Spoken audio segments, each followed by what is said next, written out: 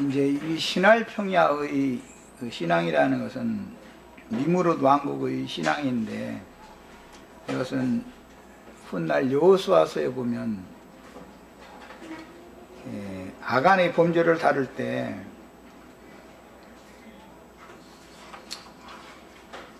그 아이성 전투에서 이제 패배를 하는 내용을 접목을 시켜서 성경이 기록하고 있는데, 거기 보면 마땅히 멸할 물건을 멸하지 않고 네가 탐욕을 내 가지고 네가 취하였기 때문에 네가 이스라엘을 다 괴롭게 했다. 그래가지고 이제 그 사람을 괴로움의 골짜기라고 하는 아골 골짜기, 그게 이제 상대방을 괴롭게 했으니까 네가 그 괴로움을 네가 대신 지어가라는 뜻으로, 그러니까 아골 골짜기에 끌어다가 이렇게 돌로 쳐서 죽이는 이제 그런 내용이 나오죠. 여호수아 7장에는 아간의 범죄가 이처럼 게시되는데, 이것은 신할 땅의 모든 것은 무조건 오고 다 멸해야 되는 것이다. 이제 다니엘서 이런 데 보면 마땅히 멸할 미운 물건, 이렇게 미운 물건이 서지 못할 곳에 선 것을 보거든, 뭐 이런 표현이 나오죠. 미운 물건이라는 말이에요. 그것은 원은 멸할 물건이다, 이제 그런 뜻이에요. 근데 이스라엘 군대가 이처럼 소수의 대적들이 거하던 아이성 전투에서 대패함으로 하나님께서 그 원인을 규명하실 때 유다 지파를 이게 대표한다고 할 수 있는 그 군장으로 전장에 참여했던 갈미의 아들 아간이 신할산의 물품인 외투 한 벌과 은금을 자기가 취해가지고 자기 장막에 갖다 이렇게 감춰둔 것으로 이제 밝혀지게 됩니다. 이건 이제 여호수아 7장 21절 이하에 나오는 말씀인데, 거기에서 신할산의 아름다운 외투라고 한 이 외투라고 한 이 번역된 이 용어는 제사장의 겉옷이라고 할 때 그 겉옷과 같은 뜻입니다. 알고 보면은 1월 성신을 숭배하는 제의를 드릴 때 제사장이 입던 겉옷인 것이죠. 제사장의 옷인 것이죠. 셈 족속들에게, 아브라함의 후손들에게 요구하는 유일신 신관과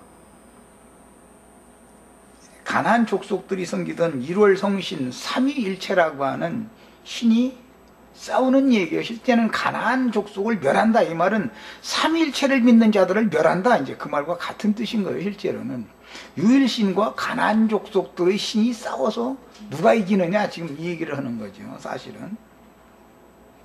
그런데 고대 사회에서는 제사장이 제사를 하려면 반드시 제의를 입어야 되는 것이죠. 그런 개념이 우리나라에도 그냥 들어와서 평상시에 입던 옷을 입고 제사상에다 절을 하는 게 아니죠. 제주는 반드시 후르메기 이 한복 그 속옷을 다 갖춰 입고 후르메기라고 하는 그 겉옷을 입고 나서 제사를 하죠. 술도 따르고 뭐고 다 그렇게 하죠. 보셨죠? 옛날 어른들 제사하는 거.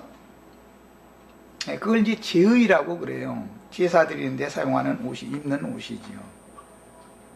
이게 이제 뒤에는 사제복이라고 그래가지고 율법 제도가 여기에서 근거돼서 나왔기 때문에 모세의 제자를 자처하는 자들은 긴 옷을 입고 상석에 앉아가지고 이렇게 그렇게 하죠.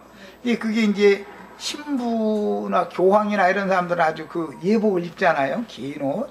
그걸 이제 개신교 사람들은 그 목사 가운이라고 그래요. 현대어로 이제 목사 가운 긴 거 그거 입고 이제 거드름에 뜨는데 아주 그거 입으면 사람들이 콕콕 죽죠. 아주. 우리나라 사람들은 이제 그런 걸 보면은 금방 되게 불안한 걸 알죠. 제사를 하려면은 실제는 제주가 나이가 훨씬 어릴 수도 있죠. 형님은 죽었고 형님의 맏아들인 조카가 제주일 수가 있으니까 작은아버지가 훨씬 더 나이가 많아도 실제 제주는 조카가 할 수가 있죠. 네, 조카가 제의를 딱 입고 저 제사상에 무릎을 꿇고 하면은 작은아버지라고 해가지고서 내가 한다 이렇게 묻어놓은 거죠. 그 권위가 있는 거니까. 이런 걸 보면은 그런 셈 족속들의 문화가 우리나라에 그대로 들어왔기 때문에 이런 것들이 영적으로 기성교계에 이렇게 흘러간다. 이걸 아셔야 됩니다. 아간이라는 사람이 왜 군사니까 전신 갑주로 지금 자기가 입혀져 있는 중일 거 아니겠어요? 전장에 더구나 장군복은 입었을 거 아니겠어요? 졸병도 아닌데 군장인데 자기 하나님의 나라를 위하여 전사로서 갖춰 입은 전신 갑주보다도 가나안의 신에게 제주가 제사 드릴 때 입는 그 옷이 더 탐이 났다라는 말은 왜 신부 되기를 그렇게 원하고 목사 되기를 그렇게 원하는지를 보여주는 것이고, 하나님은 그걸 그렇게 미워한다. 금방 알 수 있는 얘기잖아요, 이게. 원래 성경에는 신부, 목사 이런 단어 자체도 없는 것이고, 다 그게 이제 기성교계에서, 기독교계에서 지어낸 말들이죠. 그런 것들은 마땅히 멸할 물건, 미워해야 되는 물건인 것이지, 그것을 사랑하면, 그것을 좋아하면 인도자인 한 사람의 타락 때문에 이스라엘 전체가 다 괴로움을 당하는 거예요. 자, 이스라엘을 괴롭게 했다. 이제 이렇게 그 여호수아 7장 24절로 26절에 보면 여호수아가 이스라엘 모든 사람으로 더불어 세라의 아들 아간을 잡고 그 은과 외투와 금덩이와 그 아들들과 딸들과 소들과 나귀들과 양들과 장막과 무릇 그에게 속한 모든 것을 이끌고 아골 골짜기로 가서 여호수아가 가로되 네가 어찌하여 우리를 괴롭게 하였느냐 이렇게 물어보죠. 한 사람 아간으로 인하여 이스라엘이 가나안 땅 전쟁에서 진 것은 이스라엘 전체가 괴롭당한 거잖아요. 가나안 땅이라는 것은 괴롭당으로 들어가는 땅이 아니라 안식하러 들어가는 땅이죠. 안식의 땅인 것이죠. 거기는 그게 안식을 하는 것이나 괴로움 당하는 것이나 이런 것은 정신세계 영혼의 문제를 지금 말하는 것이지,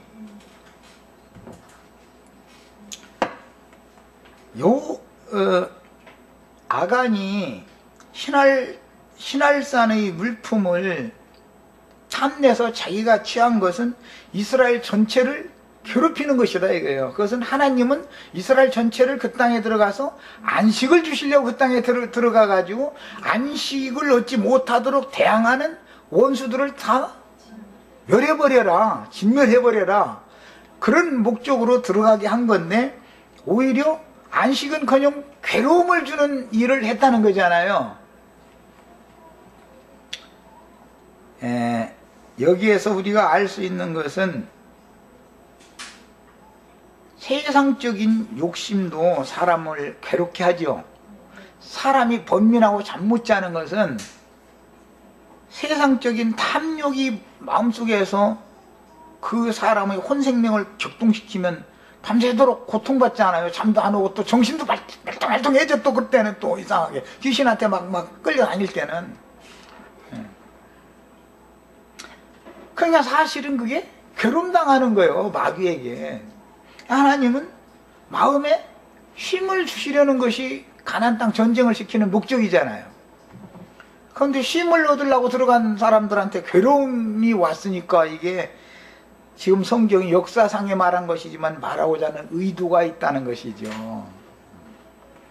야, 신할 땅 신앙을 가지면 욕심이 더해져 가지고 사람 속에 괴로움이 자꾸 더 증가되어져요. 안식이 자꾸 와요. 예배당 생활 오래 하면 할수록 그 영혼의 안식이 없고 점점 괴로움이 더해지죠. 그것은 하나님의 일을 대적하는 것이 뭔가를 지금 보여주는 거예요.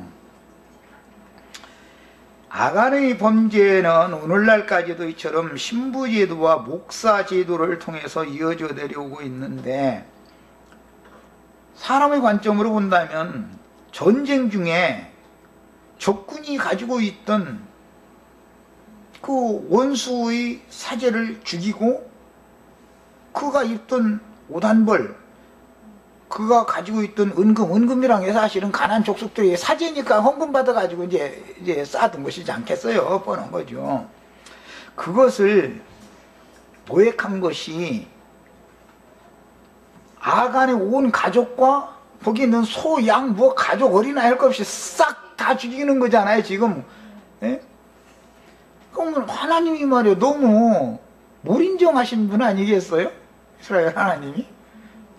하나님의 나라의 더구나 졸병도 아니고 유다지파를 대표하는 장수인데 이렇게 엄하게 심판을 했다.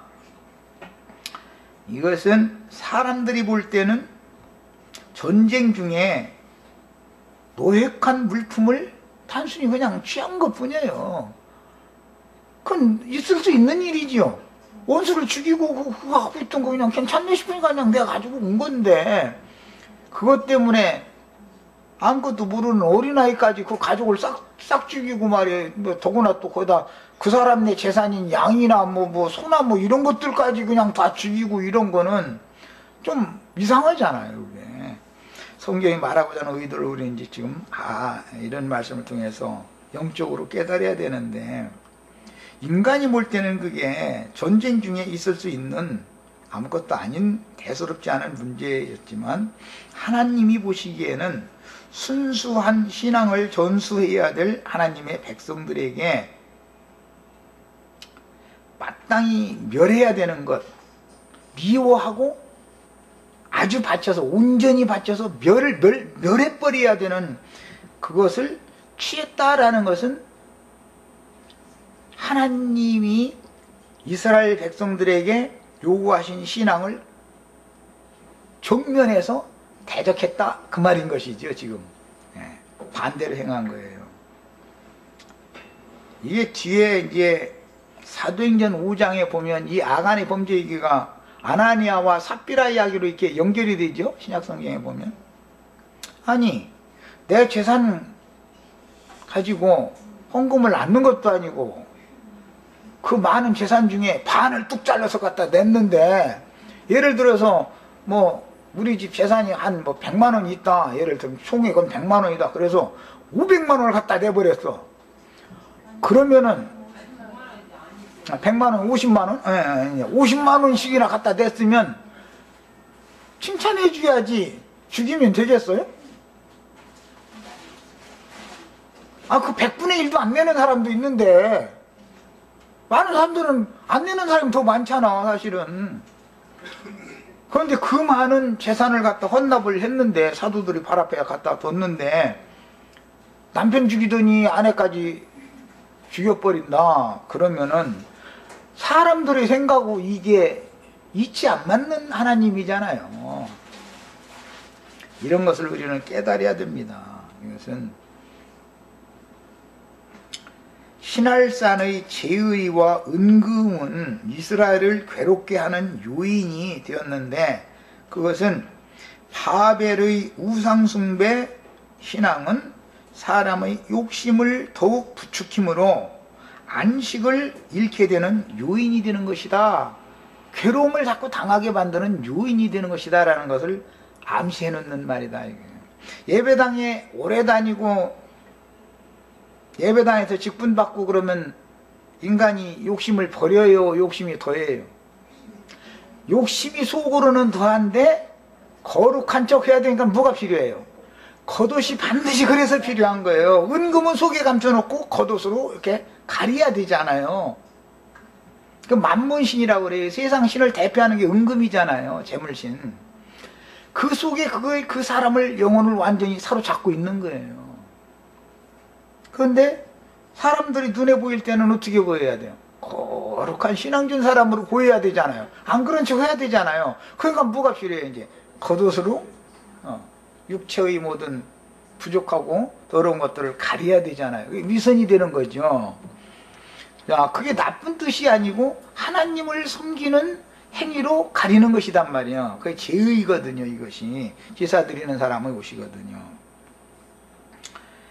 그래서 바벨론의 사제들은 이스라엘에게 오히려 안식을 빼앗고 영혼을 괴롭히는 사탄의 사자들인 것이다 이 말이에요.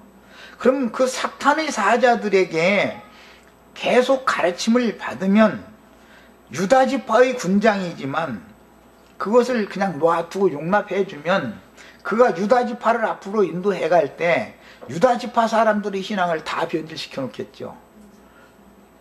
신할산 외투와 신할산 은금이 더 좋아 보이는 사람이 가르치면 그를 따르는 유다지파는 다 망가뜨려진다 이 말이잖아요 지금.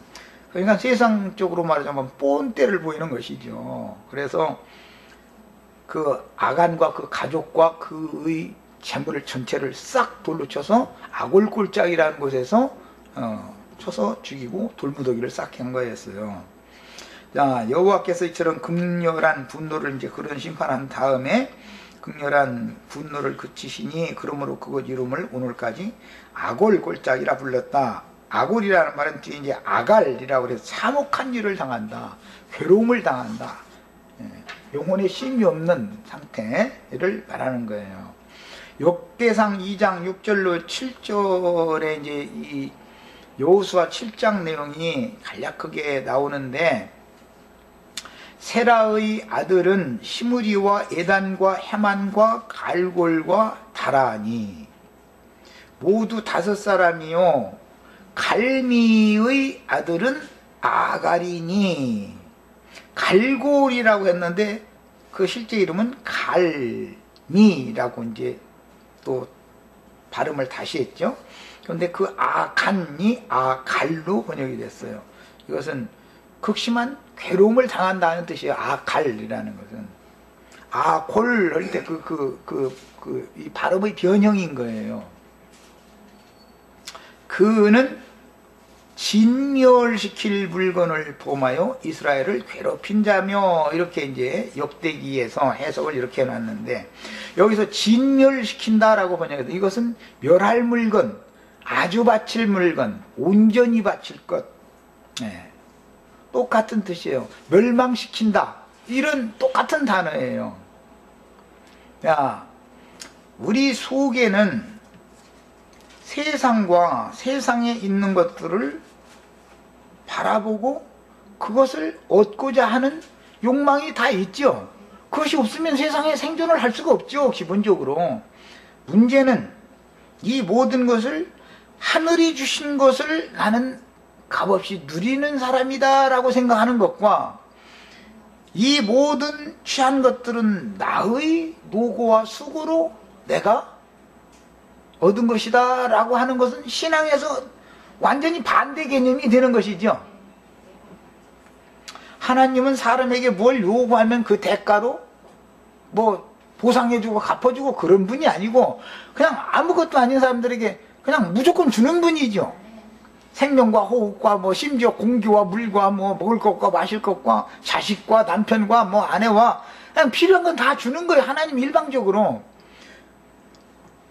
그 신을 믿는 사람과 내가 저 여자 이쁘니까 내가 어떻게든지 여성을 어떤 꼬셔가지고 가서 내년에는 장가들여야지 해서 결혼을 했다라고 생각하는 것과 하나님께서 나에게 왜 하필이면 그 여자를 그렇게 내가 이렇게 사랑하는 마음을 내 속에 늦어가지고 내가 그 여자를 사랑하게 됐을까? 하나님께서 나에게 주시려고 이렇게 하셨구나. 이렇게 해서 모든 근원자를 하나님께 모든 것을 영광을 돌리는 것과는 견해가 이 신앙 정신이 벌써 시작이 다른 거죠. 이 얘기예요. 그래서 온전히 바칠 물건 혹은 멸할 물건 아주 바칠 미운 물건 등등으로 이제 번역이 됐는데 이것은 유대교 장로들의 유전인 고르반, 그것은 고르반이라는 거 아주 드린다 이제 그런 뜻이에요. 아주 바친다 그런 뜻인데 고르반 제도로 마가복음 7장 11절에 보면 변질시켜 가지고서 성도들에게서 재물을 착취하는 용도로 유대교 지도자들이 이걸 악용해 먹어버렸죠. 이 일이 오늘날 지금 기독교계에 그대로 유전되고 있죠. 아주 바칠 물건이라는 건 그러면 뭐냐, 사람이든 물건이든 다 그런데 그건 뭐냐, 각 사람 속에 있는 육신의 생각으로 비롯되는 것은 전부 다 멸해버려야 된다라는 뜻인 것이지, 그것이 그런 말씀을 변개시켜서 성도들에게 헌금 받아먹는 데 쓰라는 뜻이 아닌데, 이걸 너무 기독교계가 너무 모르는 거예요. 이런 걸 가르친다는 게 정말 참 너무 어렵죠. 설명 어디서부터 해야 할지를 모르고. 그런데 이것을 오남용을 할 때는 언제나 무엇과 관계를 시키느냐 하면은 제 주님의 오심과 관계를 시켜요. 유대교가 늘 그랬어요. 메시아가 곧 오시는데 너희가 재물을 집에 쌓아두면 되냐? 이렇게 거기다가 접목을 시키는 거예요. 이걸 이제 신약 시대에는 종말론이라고 그래요. 종말론이라는 것을 강조해서 가르치는 이단자들은 진리를 변개시켜서 반드시 멸할 신할산 물품들을 아주 바쳐야 하는 율법을 변개시켜서 고르반 제도로 오남용하여 무식하고 어리석은 신자들의 전 재산을 그냥 통째로 삼키는 용도로 늘 써먹어요. 그래서 종말론을 주장하는 사람들이 말을 잘 유심히 들어야 돼요. 그들이 일리 돌리든 저리 돌리든 시간이 지나면 결과적으로는 너희 가진 거 다 내라. 세상이 끝이 왔는데 왜 그걸 은행에다 쌓아두냐? 이렇게 말해요. 그러면 우리는 뭐라고 말을 해야 돼요? 그걸 내면 네가 갖다 너는 어디다 쌓아놓을 거냐?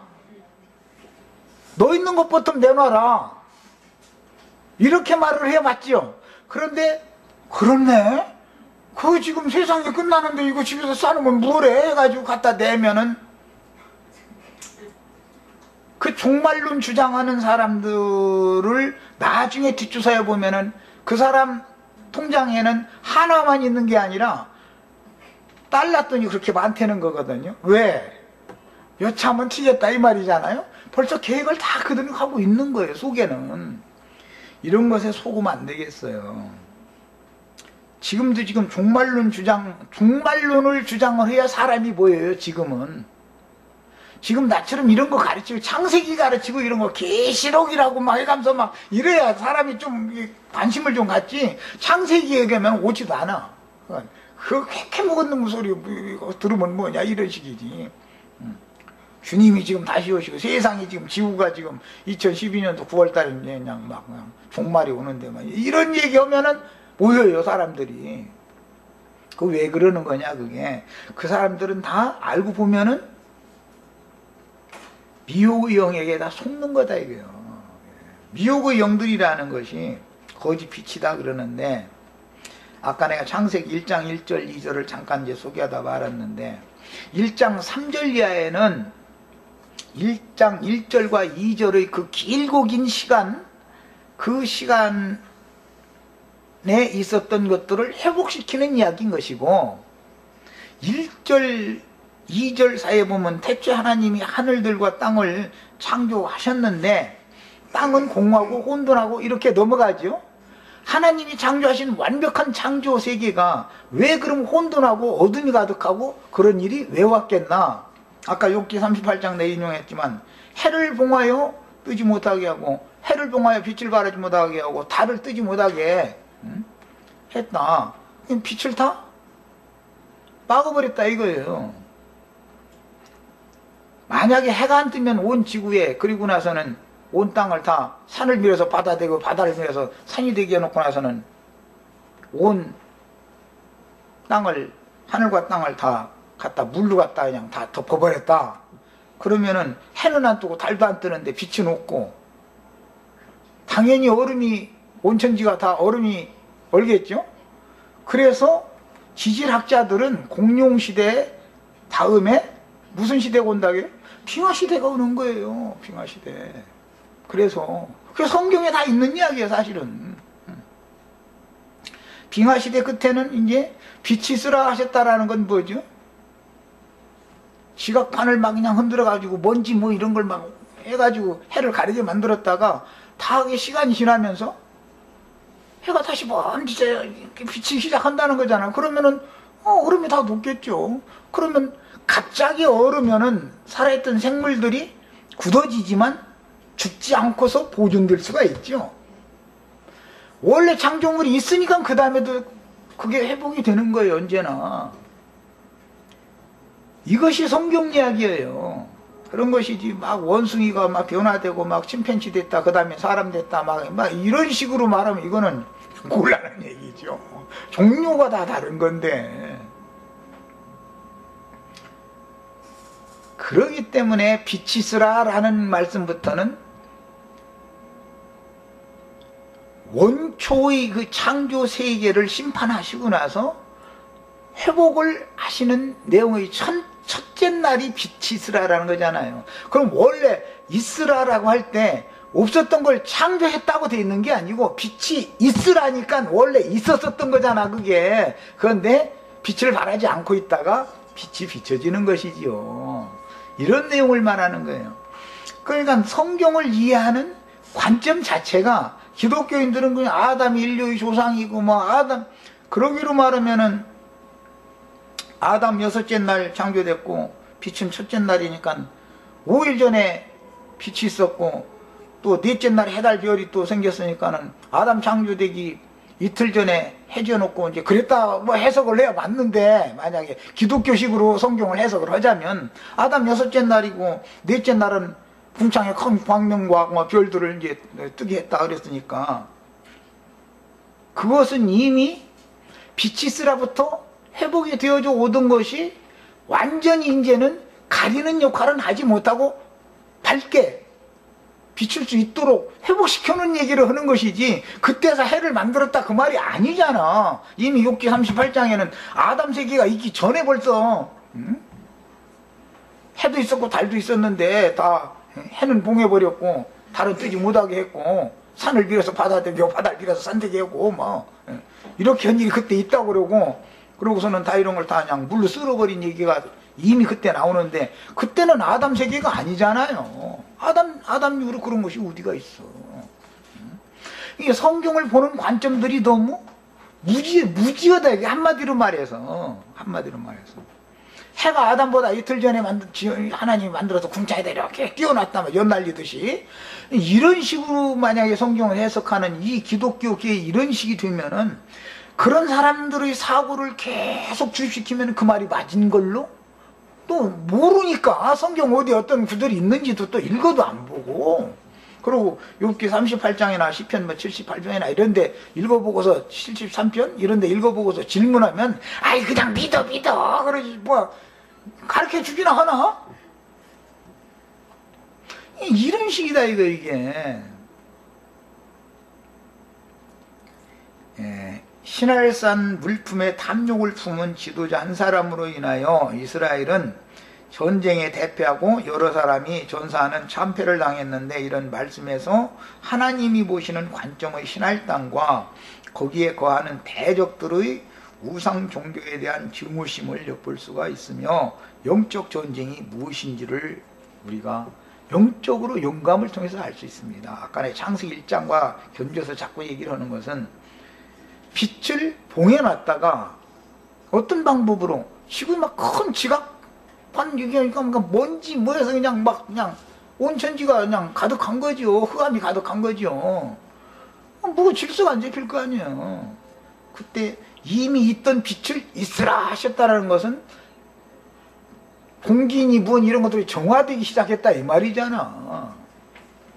그렇게 해서 빛이 점점 밝아져서 7나라의 빛과 같이 빛으로 완전히 빛의 세계가 실현되는 것을 말해나가고자 하는데 목적이 있는 얘기인 것이지 이것은 결국은 밖에 나타난 그런 사물 창조 세계가 그런 것인데 이것이 영 안에서는 이제 우리들 속에 이것이 실현되는 얘기잖아요.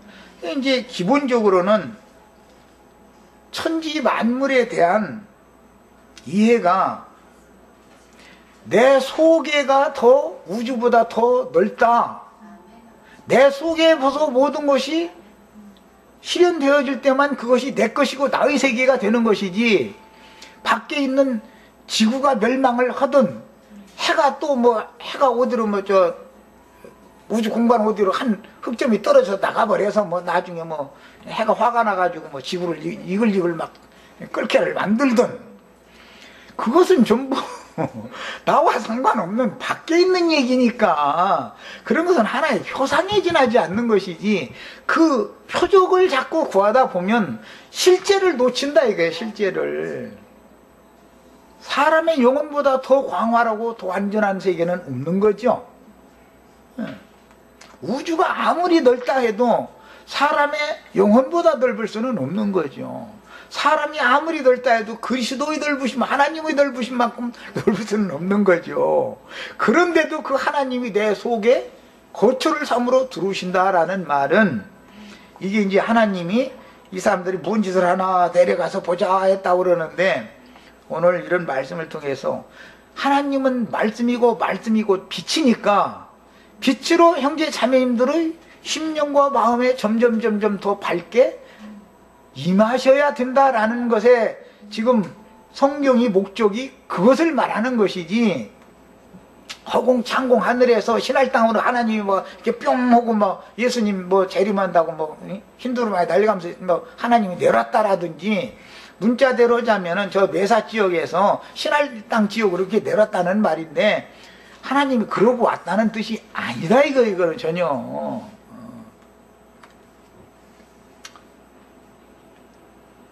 원래 신앙적으로 기업을 주셨다는 것은 그리스도를 말하는 거예요. 그리스도는 메사 지역, 아라라산 지역에서 노아와 함께 그곳에 계셨던 거예요.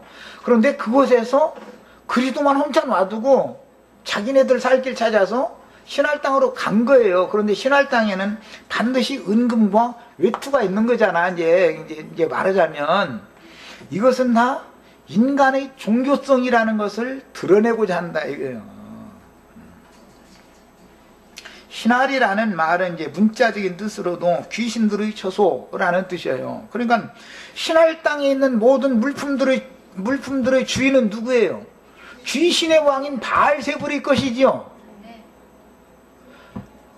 그럼 귀신들의 땅이니까 하나님의 땅인 조상들의 기업에서 귀신들의 땅으로 내려갔다 이 말이에요. 그러니까 귀신들에게 사로잡혀서 종살이 하러 갔다 그 말이죠.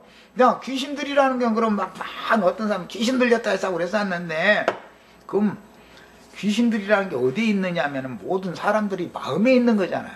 예수님이 내가 하나님의 성령을 힘입어서 너희 속에 있는 귀신을 쫓아내면 하나님의 나라가 너희 안에 임한 것이다 그러잖아요. 그 하나님의 나라는 여기 있다 저기 있다 할 수는 그런 게 아니다, 어떤 물질적인 장소에 있는 게 아닌 거다라는 말이죠. 사람 속에 귀신의 나라를 담고 있다가 귀신들을 쫓아내면 주님의 나라가 임한다 이 말이에요. 이것은 뭐예요? 하나님이 내려가서 라는 말인데, 말씀이신 하나님이 곧 빛을 가지고 사람 속에 오시면은 사람 속에 있는 어둠의 권세자들은 전부 귀신들이잖아요. 그게 죽음의 세력이고, 이것을 몰아내면 빛의 왕도 하나님의 영광으로 충만한 일곱 날의 빛과 같이 밝은 사람이 되면 거룩한 성원 하나님의 영광만 비치니까 햇빛이나 달빛은 쓸데가 없다는 거잖아요.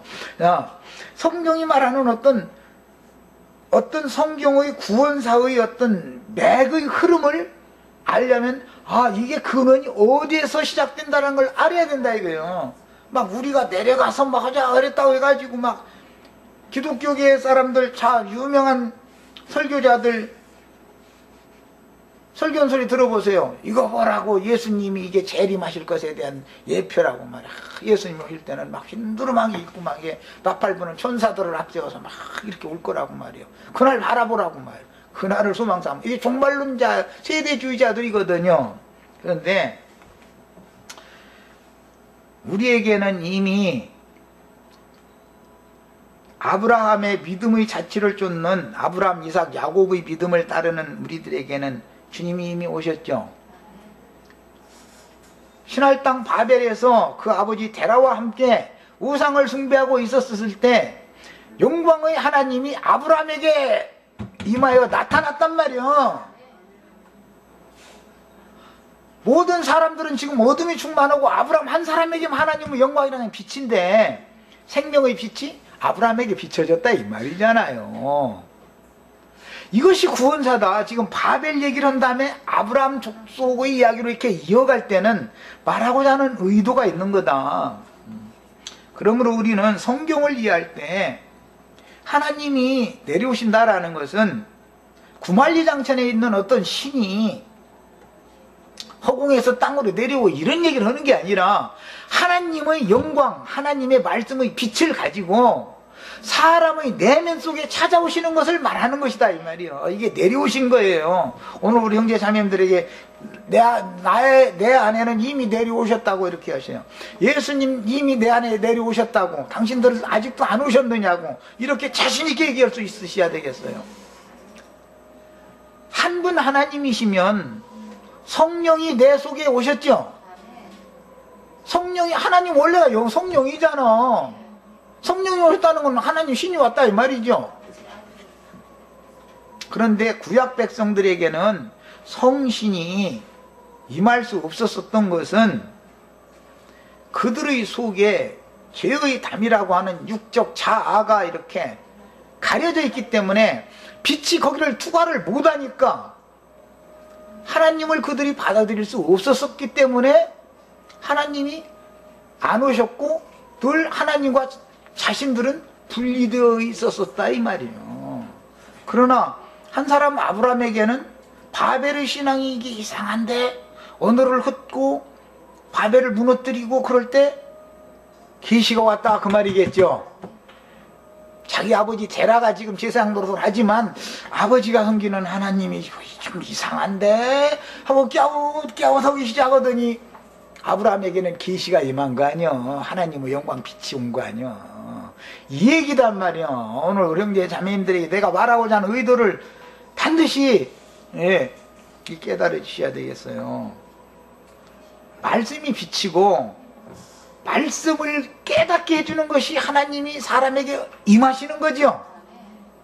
하나님이 무슨 방법으로 임할 거예요? 이 방법이 아니면 올 수가 없는 것이죠. 그래서 계시를 받은 자 외에는 아버지가 누군지 알 수 없고 그의 보내신 자 예수 그리스도가 누군지 알 수 없다는 거예요. 이것을 알아야 영생하는 건데. 창세기 11장 하다가 여기까지 얘기를 하면은 이 정도 하면 벌써 이제 알아들어야죠. 아브라함 얘기를 이제 넘어가도 다음 주부터는 이제 뭐 할 얘기가 참 많은데 바로 넘어가도 다 이해가 돼야 되는 거예요. 하나님은 멀리 계시던 하나님은 신할 땅 사람들이 섬기던 신관인 것이고 그건 삼일체 신이다. 1월 성신을 섬기는 거예요. 조물주 하나님은 밖에 창조하신 표상적인 이런 우주 공간에 있는 모든 것들을 형제 자매님들의 마음 안에 다 갖다 넣어가지고 형제 자매님들이 마음속에 그분이 나라를 세우시려는 것이다 이 말이에요. 목적이 세상 나라가 어떻게 되고 뭐 밖에 뭐가 하늘과 땅이 어떻게 되고 뭐 이런 것이 그게 중요한 게 아니에요. 하늘에서 비를 내려서 땅을 적시는 것은 뭘 말하는 거예요? 그리스도의 은혜가 형제 자매님들의 마음을 감동시키는 걸 말하는 것이지. 그렇잖아요? 그래야지 하늘에서 비가 내리는 얘기는 백날 해도 소용없어요. 요즘에 가뭄이 심한데 아브라함을 약속의 땅에 들어가면 그 땅을 기업으로 준다고 놓고 나서는 기근이 왔다는 건 비를 내리지 않았다라는 거잖아요. 뭐예요? 믿음의 시험이 왔다 이 말이에요. 먹고 살기가 어렵게 된 것은 세상사 인간이 시험 받으면 이사 가야 되는 거 아까 내가 얘기 들었잖아요. 신앙적으로 그렇다 이거예요. 그런 시험이 있을 때 주님을 끝까지 붙들고 바라보는 사람이 있고 자기 생각과 자기 견해를 따라서 신앙이 자꾸 내려가서 세속화되어지는 사람이 있다 이 말이에요. 그런데 세속화되게 만드는 그 신앙의 인도자들이라는 것이 뭐냐? 거짓 빛이다. 그 사람들이 어둠으로 나타나는 건 아닌 거예요. 빛으로 나타나죠. 그런데 그것은 참빛이 아니니까 예수님 보고는 참빛이다라는 말이 그래서 생기는 거예요. 생명의 빛이다 그러는데 죽이는 빛도 있고 살리는 빛도 있다 이 말이잖아요. 사망도 빛으로 역사하는 거예요. 빛으로. 이것이 너무너무 비밀스러워요. 거짓 빛은 사람의 영혼을 다 죽이는 거잖아요. 어떻게 죽여요? 신과 사람을 나눠놓는다. 자꾸 분리시켜 놓는다. 생명이신 주님과 연합되어지면 나도 생명을 얻는 것이지만 생명이신 주님과 내가 분리되면 난 죽는 거잖아 지금. 자, 그 땅의 물품들은 이스라엘 백성들의 마음을 사로잡아 하나님을 향하는 마음에서 돌아서서 그 땅의 신들을 섬겨 복종하기에 충분한 것들인데, 신할산 물품들은 선민들의 마음을 끌어서 그 땅의 잡신들, 즉 세상 부귀영화, 권세, 안락 이런 것들에게 부속되도록 이끄는 마귀에게 속한 것들이며 바벨론의 영혼들이 탐하는 과실이다. 계시록에서 이렇게 말하는 거예요. 그 대표가 은금이고, 은금을 지도자로서 은금을 탐하는 마음이 가득해서 은금을 훔치는 자가 됐다. 헌금 받아가지고 저희 집에다 그냥 은행 그 목사 통장에다가 성도들한테 헌금 받아가지고 은행 통장에다 저금해 놓으면 그게 자기 장막에 은금 갖다 감추는 거죠. 그거 그렇게 않는 채 하고 거룩한 채 하려면 또 뭐가 필요해요? 사제 옷이 필요하잖아요. 이 얘기다 이거예요. 이게 이런 것도 깨닫지 못하는 사람들이 성경을 백날 읽고 백날 가르치면 뭐냐 이거예요. 본인이 귀신의 왕 바알세불이 사제로서 쓰임받고 있으면서 어떻게 자기가 그리스도의 종이라고, 입으로만 그리스도의 종이라고 한다 해서 그리스도의 종이 되는 거예요. 그게 계시가 없는데. 그 다음에 바벨의 수많은 잡신들은 천지의 주인이라는 뜻으로 바알이라고 그래요. 그건 해라는 개념이에요. 그 다음에 하늘, 황후, 여황, 이것은 이제 이난나 신이라고 그러는데 그것은 달의 신이에요.